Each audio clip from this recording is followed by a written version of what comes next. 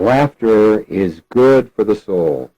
As Proverbs 22:17 says, a merry heart does good like medicine. I've been a pastor for over 50 years, and during that time I've had the privilege of speaking at many retreats and conferences. I realize the need that people have when they come away to have times of refreshment and relaxation. So as well as feeding them from God's Word, I've sought to lift their spirits with humor. From the tapes of these meetings, I have gleaned some of the stories that I am sharing with you at this time. So sit back and enjoy.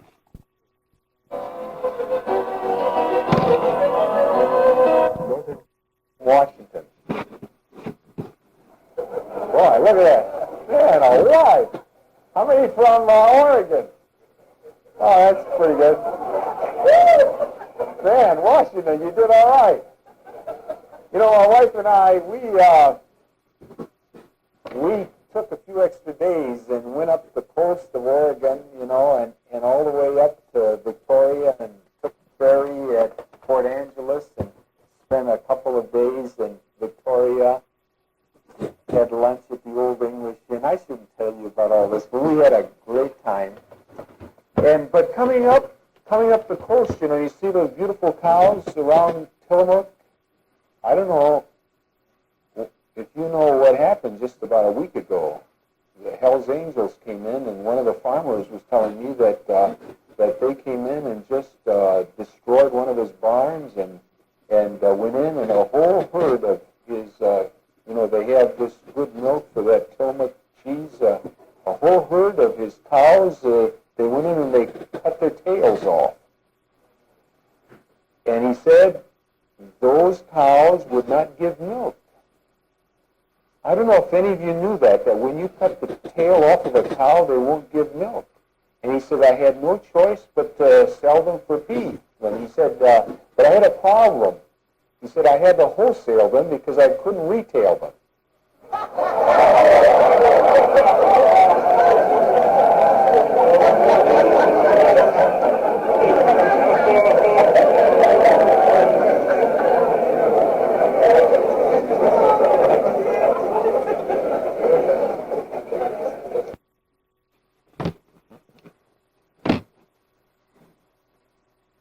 This is a Cannon Beach.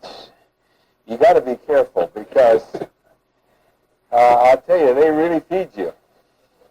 You know, I read a fellow that spoke at chapel one time at our school, and he had been putting on a little weight, and he stood up there, and as he spoke, he had the habit of doing like this, and he had known our school for a long time, and he was speaking about the school, but our attention was on his. He says, this is a great institution, he says. I've seen it grow from a very small beginning.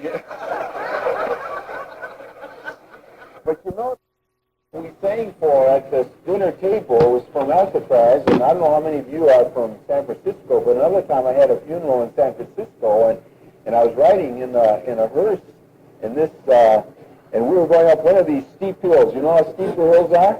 And of all things, the back door of that hearse opened up. And the casket, the coffin slid out of there, and it started to roll down that steep hill. It was on rollers, and it kept gaining. And I just looked back through the window, and I couldn't believe it.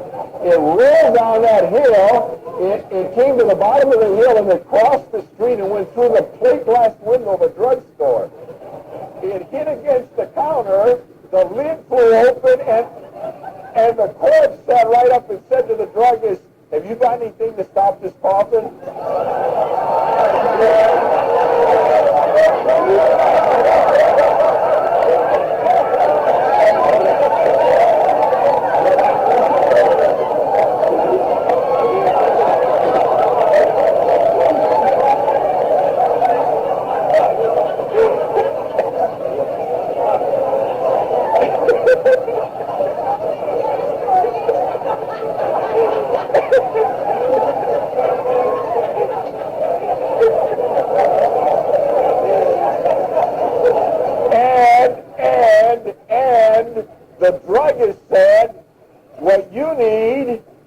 family hearse.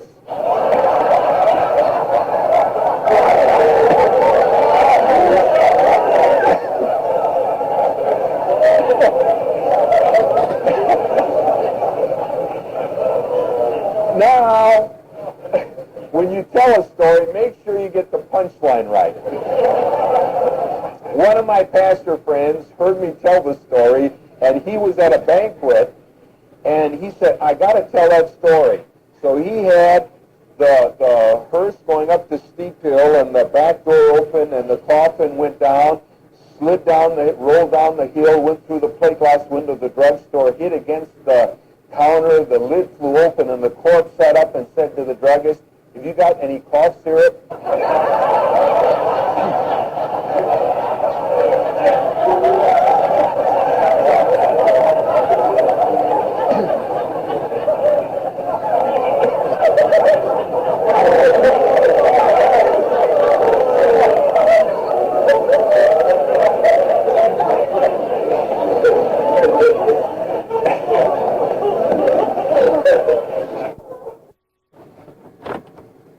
Of that, there are amusing things that do happen at weddings and at funerals, with pastors. My associate pastor was pastor in Chicago, and it had rained for several days.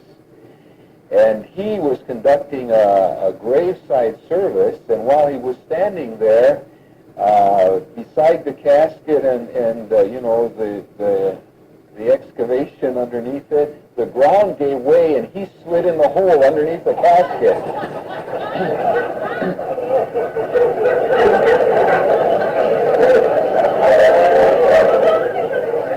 Now that's true. After the funeral, the minister said, boy, so the strangest things happen at funerals. He said he was at a funeral, and it was a military funeral. Some of you were in the service, and at a military funeral, they have the 3-gun salute. Well, this was a hot day, and the people were out there sitting at the cemetery, and it was just terribly, in Fresno, it can be hot, and even though they had a covering there, and just as they shot the first salute, the grandmother fainted, and she fell over. And the little boy said, oh, no, they just shot Grandma.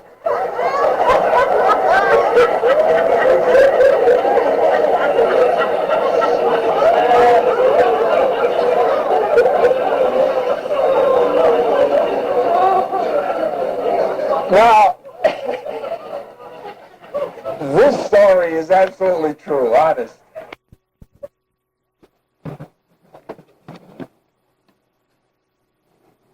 Do any of you live in Olympia, Washington? Anybody here from Olympia? Great. We came back through Olympia on our way back. Going up the coast, we went up to Victoria, as we said, and took the ferry then from Sydney over to Anacortes and drove back to Olympia, stayed there the night before coming here. And we had an experience in Olympia that I was kind of embarrassed about, and I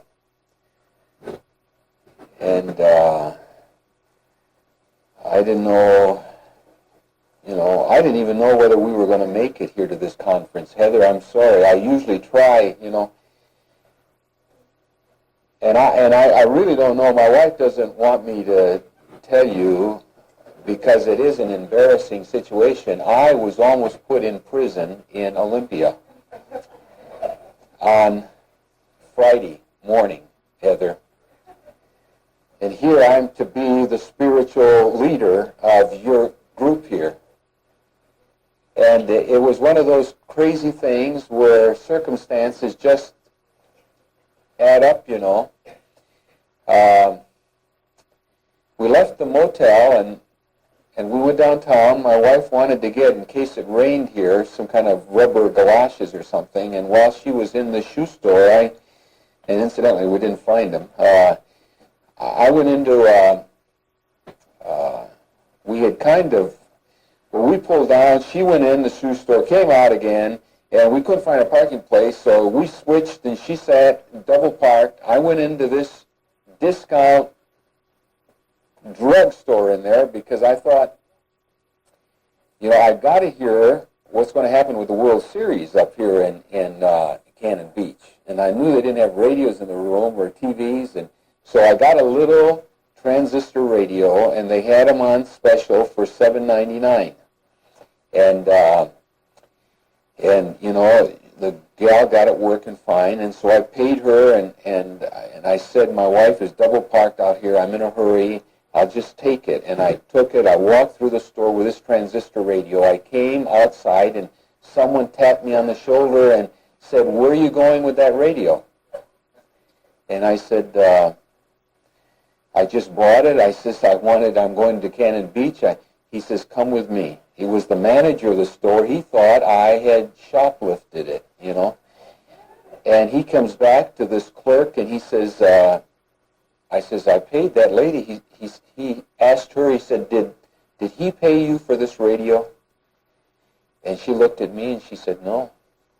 And I said, I just paid you. And I discovered afterward that she was a new clerk, and the boss had said, now package everything you sell because we've had trouble with shoplifters.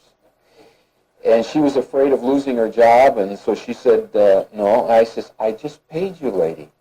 He said, come with me. And he took me up in the back and the mezzanine floor up there to his office and sat me down, and then he went in to call the police to come and pick me up.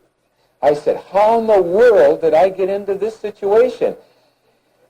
I can't believe it. My wife is out there waiting for me. She's double parked. I'm going to be a teacher at Cannon Beach, and here they're going to come and pick me up and probably bring me to jail. How did I get into this? And as he was calling in there, I was sitting right near an open window, and there was a fire escape, and I says, I'm going to just slip out, and he won't know. And so I started out that window, and he saw me. And here I'm trying to get away, and just as I'm going out that window, he catches me, and he pulls my leg, and just like I'm pulling your leg right now.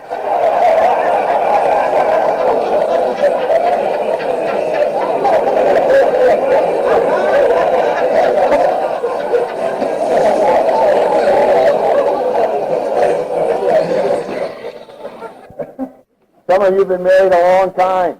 And as you get older, you ever have times, of course this never happens to my wife and I, when you're together, this couple has been together all the time, and they never got out. They were taking care of each other. They never got out to, so they had space between them and where they were by themselves, and they were getting on each other's nerves.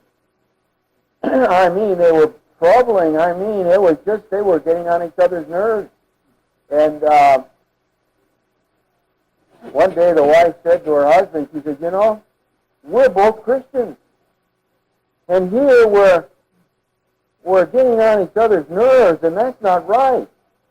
She says, I'm going to pray that God will take one of us home to heaven, and then I'll go and live with my sister.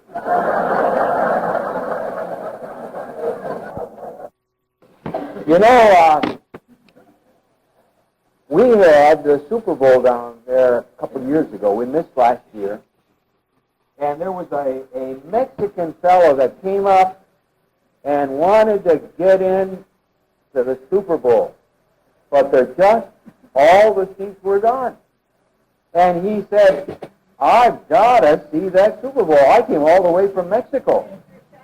And and they said, well, I don't know. I mean, and poor Jose, he just didn't know what to do. He said, I'll sit anywhere. And they said, well, and they were kidding him. They said, the only place where you could get into that stadium and sit would be on top of the flagpole. And he said, well, the funny thing is, I'm a flagpole painter, so I'm used to that. He says, give me a seat on the flagpole. And so sure enough, at that Super Bowl game, there he was on top of that flagpole. And after the game was over, they said, Jose, how did you like the game? Oh, he said the view was great. And he said the people there in the stadium were so friendly. He said before the game started, they all stood up and they looked at me and they shouted out, Jose, can you see?